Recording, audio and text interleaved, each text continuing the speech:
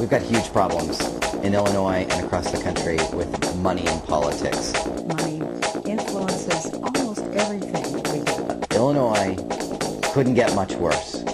We just hope it's not too late. A hell of a lot of money to run for office these days. So that we don't have money buying everything in politics that we do. Most states have limits on how much money an individual or a corporation or a union can give to a candidate. In Illinois, we don't have any limits on how much money you can give to candidates. We see contributions of $100,000, $200,000, and we see them coming in while policy is being decided. For instance, right now we're looking at utility rates, and we're looking at hundreds of thousands of dollars on the table from utility companies. A change in campaign financing, and the change we want to see is to get the influence of money out of it, because as Bill Moyers once said, money now determines who runs, who wins, and what legislation they end up passing, and we don't think that's democracy. We want public money to finance the campaigns rather than private or private interest. Okay. And so we don't want, like a John Kerry, to use his own money or to use corporate money to feed into the campaign.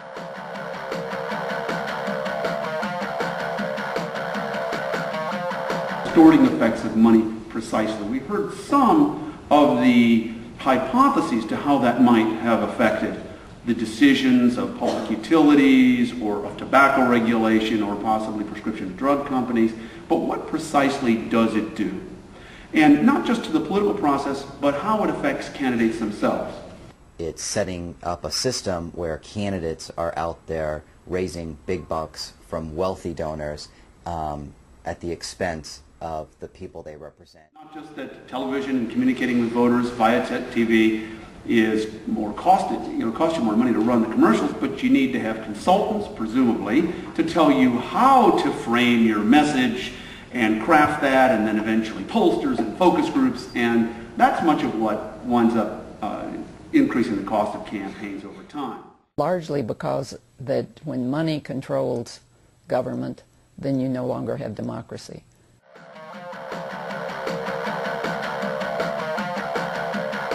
I think that money influences almost everything that we do, whether it's health care or give me any issue, and it would be behind every issue.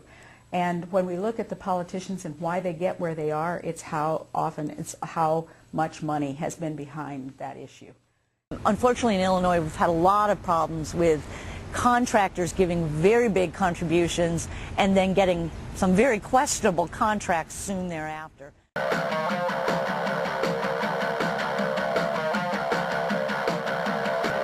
point that I announced, at least half of my time was spent on fundraising. By the time January 1st came around, 80 to 90% of my time was fundraising. Heck, I couldn't even ask people when I was a kid for water at their house. You know, I felt guilty. I was in a single-parent household and an only child. I was it. So to ask people for help was problematic. To ask them for money was like grinding your fingernails on a chalkboard. I hated it. That's why I didn't run again in 2006, and I probably won't run in 2008.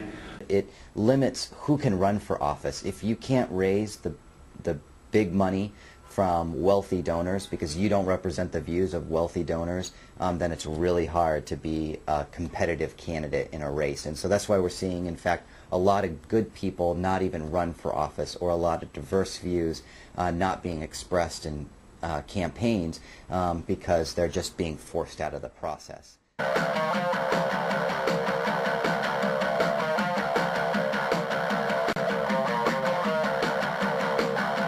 Candidates must get, I think it's 2,000 signatures from people that each give $5, no more, no less, to it. And that gets their name on the ballot then.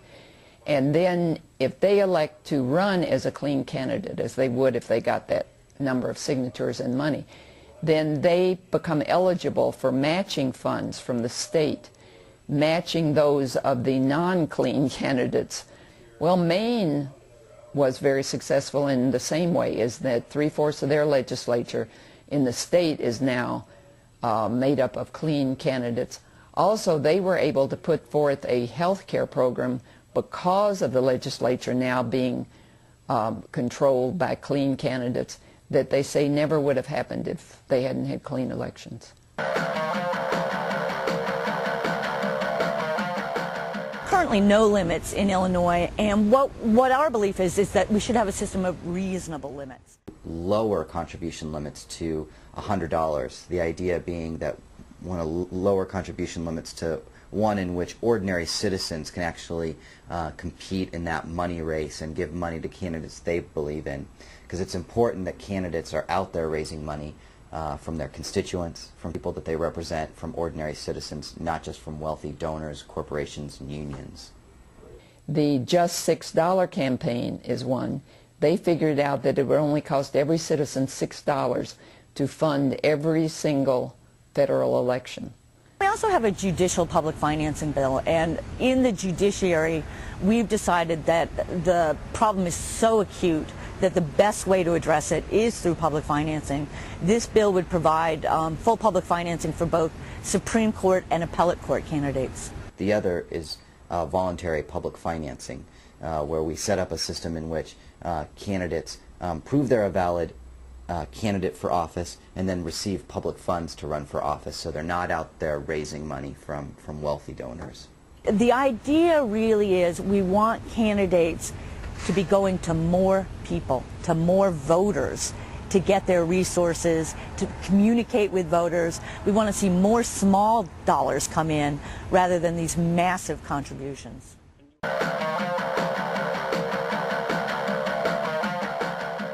Talking to lawmakers, and when candidates are running for office, talk to them and ask them questions. What are you going to do to get big money out of politics? What are your positions on reforming money in politics in the state?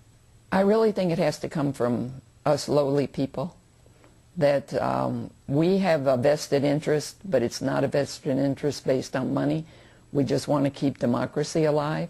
Corporations don't want it, for one thing. And so it seems that the only way they will change if there's enough uproar from the public itself.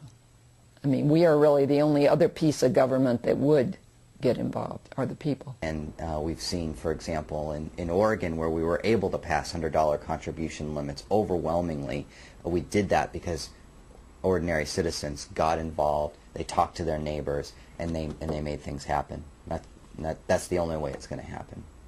That this is, as another journalist said, Jim Hightower, that this is the defining issue of our age, because we just hope it's not too late. I'm afraid of America.